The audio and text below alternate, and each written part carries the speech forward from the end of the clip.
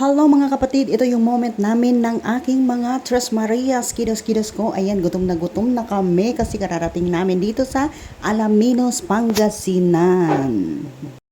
Alas 2 na ng hapon yan mga kapatid, yung tanghalian namin at syempre yung paborito kong ulam.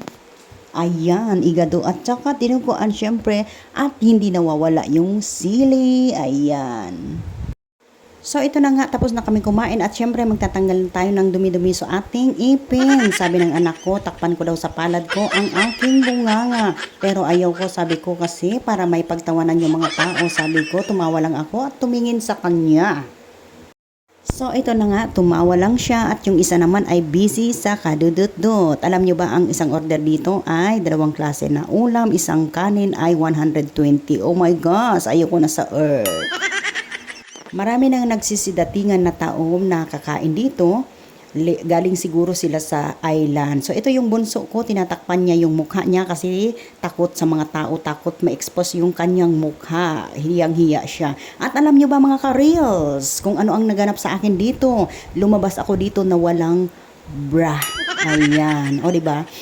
Pero sabi ng mga anak ko, okay lang mama kasi hindi naman halata. At syempre, habang pauwi kami ay nag-video-video muna ako ng saglit para may content tayo. Alam nyo naman, mga content creator na kagaya ko ay naghahanap ng video or para may content. So, ayan na nga, pauwi na kami sa transient para makapagpahinga kasi maaga kami bukas pupunta sa island.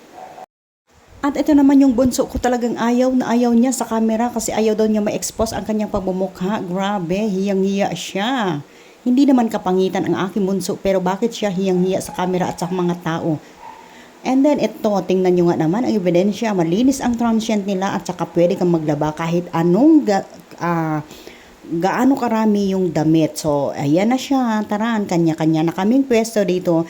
Magpapahinga na kami kasi nakakain na kami. Ayan, nagmamarites yung dalawa. At samantala si bunso ay busy siya sa cellphone niya.